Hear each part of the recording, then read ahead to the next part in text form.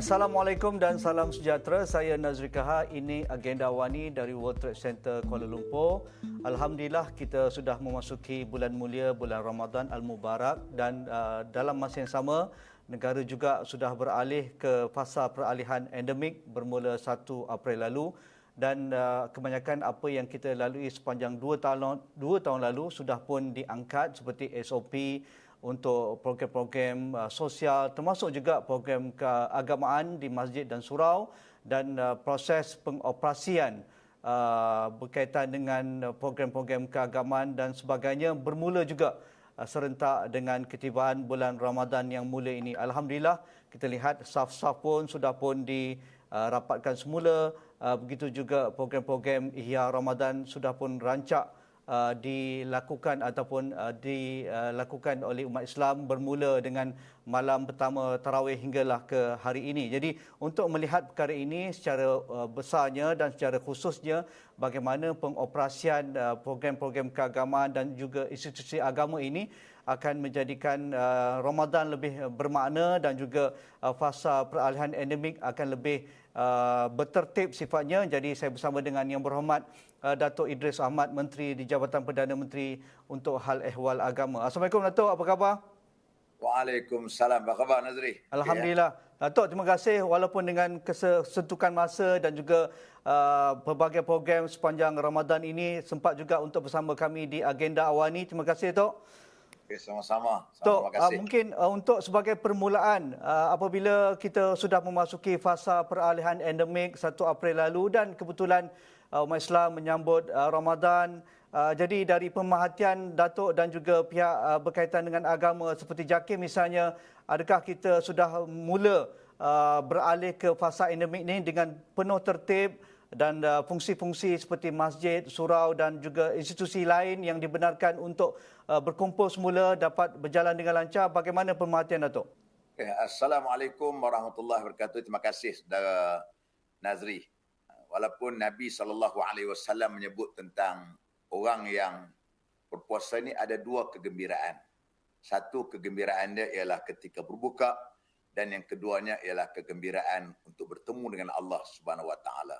Tapi alhamdulillah rakyat Malaysia pada tahun ini pula kita digembirakan dengan apabila berlakunya peralihan fasa endemik, daripada kita mengalami tentang COVID-19 yang telah melanda negara kita, dan apabila kerajaan telah mengisytiharkan 1 hari bulan April merupakan hari yang bersejarah bagi kita semua, lebih-lebih lagi ialah khususnya kepada umat Islam yang menyambut Ramadan, dan juga dalam masa yang sama juga kita juga telah dibenarkan untuk datang ke masjid dengan kapasiti yang lebih baik dan lebih banyak apabila saf-saf semayang, saf salat itu dapat dirapatkan. Jadi alhamdulillah, ini satu perkara yang amat kita tunggu. Maklumlah sudah 2 tahun kita telah pun dijarakkan waktu solatnya, dengan ada setengah masjidnya terpaksa kita letakkan dengan kapasiti yang agak kecil, tak boleh ramai datang. Tapi alhamdulillah sekali ini sudah pun datang dalam keadaan yang begitu baik, dan kita boleh datang tanpa ada had lagi. Cuma kita kena kontrol SOP. Dan kebetulan saya ada 2 situasi. 2 malam saya berada di kampung. Malam pertama dengan malam kedua saya bertarawih di sana, dan 2 malam pula saya sudah berada di Putrajaya untuk solat bersama-sama dengan masyarakat, khususnya di Masjid Tunku Al-Mizan di Putrajaya. Sudah tentu kita dapat tengok di sini, masya-Allah, imarahnya kedatangan dan kehadiran anak-anak yang datang ramai-ramai bawa keluarga di sini. Jadi ini satu perkara yang amat menggembirakan, amat seronoklah apabila kita melihat suasana yang hidup, masjid kita dalam menghidupkan suasana Ramadan pada tahun ini, alhamdulillah. Okay.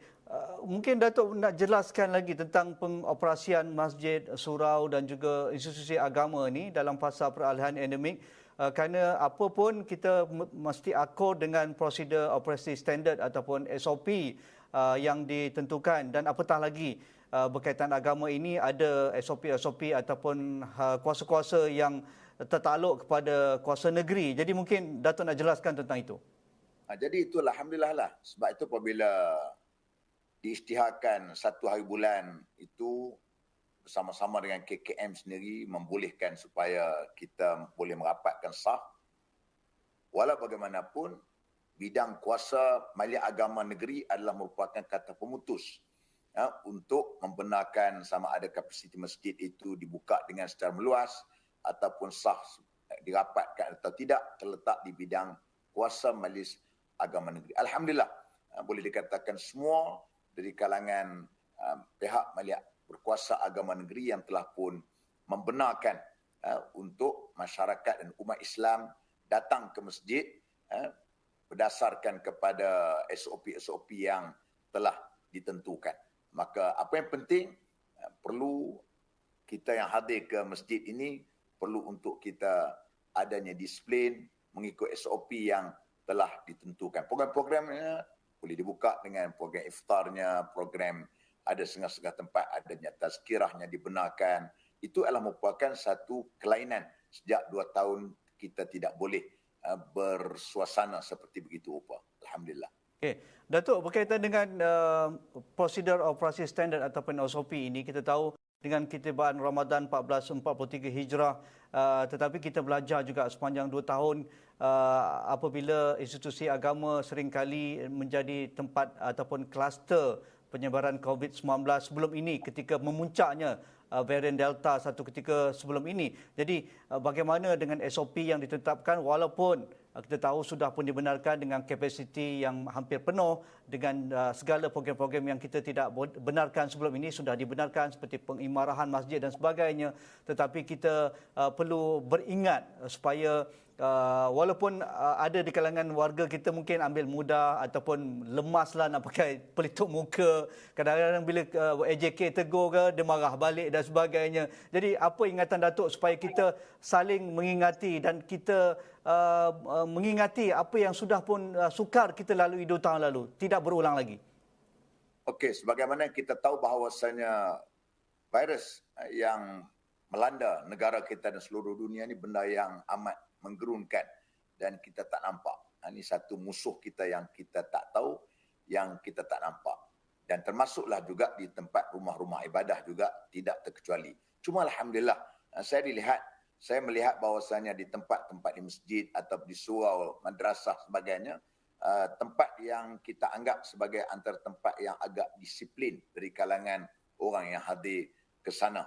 Oleh itu lebih kurang ada 6,900 kluster yang telah pun melanda negara kita, tapi alhamdulillah kluster yang datang daripada surau masjid ini sebenarnya agak kecil. Ini nak menunjukkan bagaimana mereka yang hadir ke surau di masjid ini amat disiplin dalam pematuhan SOP yang telah pun ditentukan. Walau bagaimanapun kita sentiasa beringat, dan apa yang penting ialah terutama waktu kita buat dalam masjid, biarlah kita tutup mulut, tutup hidung dengan kita pakai mask. Ini salah satu daripada ikhtiar yang perlu kita lakukan supaya kita akan dapat menyelamatkan suasana atau keadaan supaya kluster ini tidak merebak dan kita juga dapat membendung wabak ini melanda. Itulah salah satu daripada ikhtiar kita. Selain daripada kita ambil vaksin, maka selain daripada itu juga kita mematuhi SOP yang telah pun ditentukan oleh pihak Kementerian Kesihatan terutamanya.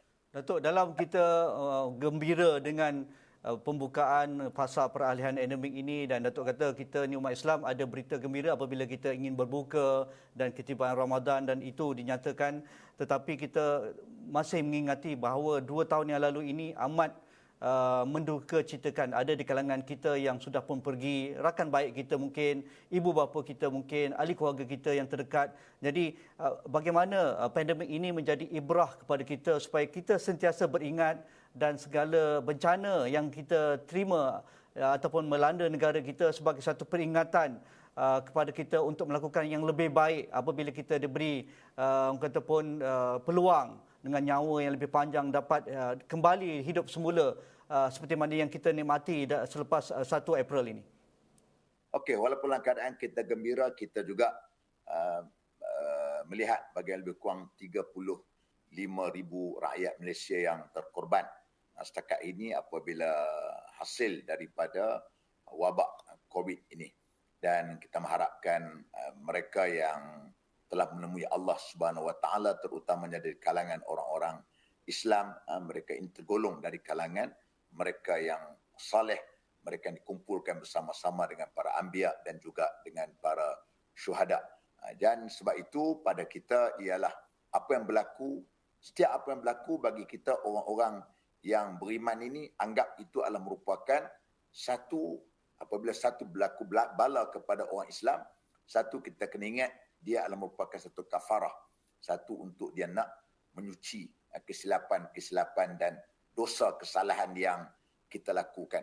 Itu adalah merupakan satu perkara yang bagi orang beriman.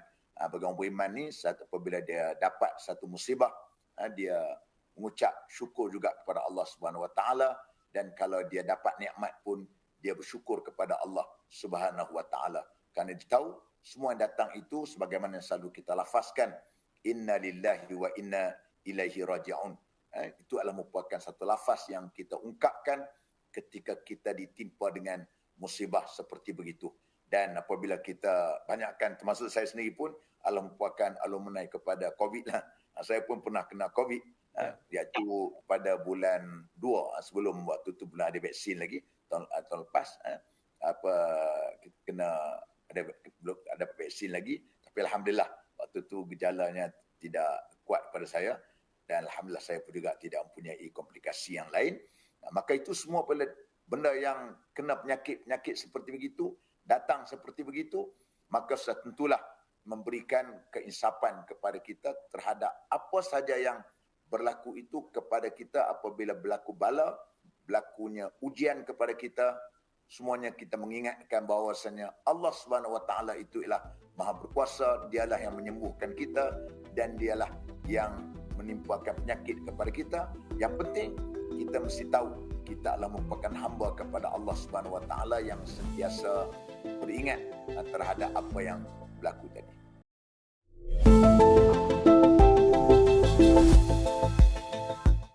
Kita tahu juga selain daripada bencana ataupun wabak pandemik COVID-19, negara juga tidak terkecuali dengan bencana alam. Kita baru saja melihat di Kelantan, Terengganu pada awal bulan 3, tak semena-mena waktu sepatutnya sudah pun beralih kepada monsun barat daya, tetapi rakan-rakan kita di Pantai Timur dilanda dengan banjir besar. Kalau sebelum itu di hujung tahun lalu di Selangor dan kawasan-kawasan di Lembah Kelang, Teruk termasuk di Johor melanda banjir besar, dan kawasan di Titi Hayun di Gunung Jerai juga satu ketika sebelum ketika COVID hari itu pun mereka menerima bencana alam. Jadi bagaimana segala bencana yang menimpa kita, walaupun kita berada dalam situasi yang sepatutnya tidak ada bencana, kerana musim itu bukan musim bencana yang biasanya kita lebih bersedia, tetapi dengan tibanya Ramadan, dengan fasa peralihan endemik ini, bagaimana kita menjadikan sebagai satu peringatan kepada kita, dan kita sentiasa beringat untuk menolong saudara-saudara rakyat Malaysia yang terkesan, dan mungkin pada ketika ini mereka nak berbuka puasa, mereka pun tidak ada bahan-bahan yang cukup untuk menyediakan makanan di atas meja mereka. Jadi bagaimana Datuk, mungkin sedikit pesanan pada Datuk? Okey. Pertamanya kita kena ingat bila bala ni kadang-kadang kita dah anggap, kita rasa apabila kita bina rumah atas bukit maka kita selamat. Tapi belum tentu juga bila berlaku gempa bumi orang atas bukit jatuh dulu. Apabila kita katakan kita tak usah duduk rumah tepi laut, kita duduk atas bukit, duduk di tepi laut nanti banjir sebagainya.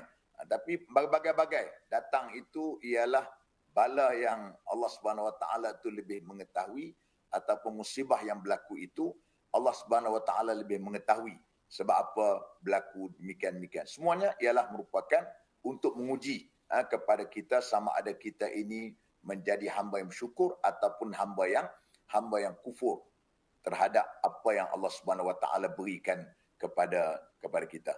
Maka sebab itu apabila berlakunya banjir di hujung tahun yang lalu, utamanya berlaku di Selangor, kemudian berlaku di Pahang, kemudian tak semena-mena pula kita diingat di Kelantan Terengganu terlepas, tiba-tiba berlaku pula di Kelantan Terengganu. Maka alhamdulillah agensi di bawah saya apabila berlakunya banjir, kebetulan saya masih ingat lagi waktu itu hari Sabtu, saya berada program di petang di Shah Alam, di ITM Shah Alam, sama-sama dengan pelajar-pelajar di ITM Shah Alam. Kemudian patutnya saya nak bergegas ke Kelantan kerana besok paginya saya ada program bersama-sama dengan Esko Kerajaan Negeri Kelantan untuk merasmikan dia punya pusat wanita di sana. Tapi tersekat. Nasib baik saya juga, kalau tidak saya juga merupakan mangsa yang tersepit dengan banjir. Bayangkan daripada pukul 3 petang, saya nak keluar, nak cari jalan sejalan, pukul 8.30 baru boleh melepasi jalan untuk pergi keluar balik ke Putrajaya balik. Itu pun melalui jalan yang kontra yang telah ditunjukkan oleh pihak trafik untuk keluar balik ke Shah Alam. Jadi tuan-tuan, apabila berlaku saja hari Sabtu dan saya terus menghubungi pihak JAKIM sebagai urustiannya, saya minta supaya kita semua agensi mesti digerakkan untuk kita carikan dana untuk memastikan bantuan-bantuan ini sampai. Alhamdulillah, kita telah pun dapat lebih kurang 10.3 juta yang kita agihkan. Besoknya terus saya bersama-sama dengan agensi yang lain untuk pergi. Mula-mulanya kita pergi ke Sepang, kemudian ke Shah Alam, Kota Raja, walaupun setengah tempat itu tak boleh masuk, dan juga kawasan Ulu Langat ketika itu. Kuala Langat. Dan alhamdulillah bantuan-bantuan itu kita sampaikan kepada mereka yang seluruhnya yang ditimpa dengan musibah ataupun ditimpa dengan banjir tadi. Termasuklah juga di Pahang, termasuklah juga di Negeri Sembilan pun kita pergi, dan juga di Johor pun kita sampai. Itu bulan hujung tahun. Kemudian baru ni pun bila berlakunya banjir juga, kita telah dapat collect duit lebih kurang 2 juta lebih untuk kita berikan Kelantan dengan Terengganu untuk membiayai ataupun memberikan bantuan kepada mereka yang menjadi mangsa sini. Sebab kita berpegang dengan prinsip ialah bahawasanya kita mesti ada sifat kita sebagai Nabi SAW telah pun tekankan, dia kata man lam yahtam bi amril muslim falaysa minna au kama qal. Siapa yang tidak mengambil tahu tentang urusan saudaranya yang lain, maka dia bukan dari kalangan kami. Atas asas inilah maka kita bergerak memastikan supaya agensi agama di bawah saya sendiri untuk sampai ke tempat bagi menyantuni mereka yang terkena dengan mangsa banjir itu. Itu perkara yang perlu kita tekankan. Kita nak beritahu bahawasanya kita adalah merupakan orang yang mesti bertanggungjawab terhadap saudara kita, dan selalu saya ingatkan kepada semua staf-staf dan agensi saya, hari ini hari mereka, kemungkinan pula hari lain pula hari kita. Wa tilkal ayyamu nudawuluha bainan nas. Kerana hari ini berpusing, maka hari ini hari kita, hari mereka, esok entah hari kita pula. Kalau hari ini kita ingat kepada mereka yang ditimpa dengan musibah, besok apabila kita ditimpa dengan musibah, mereka juga ingat kepada kita. Okay. Dalam hal itu, Datuk, apakah peranan-peranan agensi di bawah Jabatan Perdana Menteri untuk hal ehwal agama untuk memastikan pengimarahan institusi agama, masjid dan surau, dan juga aktiviti berkaitan dengan sosialisasi agama ini dapat berjalan dengan lancar mengikut SOP yang ditentukan. Dalam masa yang sama juga kita belajar banyak perkara sepanjang 2 tahun lalu dan kita memperbaiki. Misalnya fungsi-fungsi masjid dan surau, misalnya kalau boleh lebih aktif kali ini, kerana di keliling kita mungkin ramai yang sudah pun jatuh miskin, yang dah hilang kerja, baru nak berniaga semula, mereka tidak ada pendapatan. Fungsi-fungsi pusat zakat, kalau dahulu mereka dah kerja keras dah, kita tahu, mereka cakna dengan asnaf, tetapi kali ini mungkin kena lipat gandakan lagi usaha mereka dan sebagainya. Apa pandangan Datuk? Okey, dalam hal ini juga kita tidaklah hanya fokus kepada soal bentuk kerohanian saja, malahan kita juga menumpukan juga dalam bentuk-bentuk material. Antaranya ialah waktu berlaku baru ni ketika bantuan musaadah tijariah yang kita telah bantu lebih kurang 1,000 orang yang menerima sebanyak RM3,000 seorang untuk kita membantu kepada khususnya dari kalangan mereka yang berada di Wilayah Persekutuan, di Labu, di Labuan dan juga di Putrajaya, seramai 3,000 kepada peniaga-peniaga waktu berlaku COVID baru ni, untuk kita berikan kepada mereka modal troka untuk mereka membina balik kejayaan mereka. Begitu juga selepas ini kita sekarang ni sedang menjalankan satu program, iaitu untuk kita nak mengeluarkan, dalam projek awal kita ialah untuk 2,000 orang asnaf yang berada di wilayah persekutuan khususnya, yang melibatkan satu dananya iaitu sebanyak 40 juta. Kita nak beri 20,000 untuk mereka ini berniaga, grant untuk mereka berniaga. Dalam peringkat awal kita akan beri dalam bentuk qardu hasan, dan selepas itu apabila mereka pembayaran yang baik, kita akan berikan terus wang tersebut sebanyak 20,000 seorang. Kita akan cari, dan dalam masa yang sama kerjasama kita ialah bersama-sama dengan Yapim, salah satu juga agensi saya, untuk kita upskill perniagaan mereka, supaya pada saya nak supaya mereka yang menjadi asnaf ini bukan saja kita berikan kepada dia ikan, tapi kita nak diberikan kepada dia juga joran, supaya dia boleh keluar daripada penerima asnaf kepada pemberi zakat, insya-Allah. Itu harapan yang ada kepada saya. Sebab tu intervensi antara agensi-agensi adalah penting untuk memastikan mereka ini dapat bergerak dengan baik dan teratur.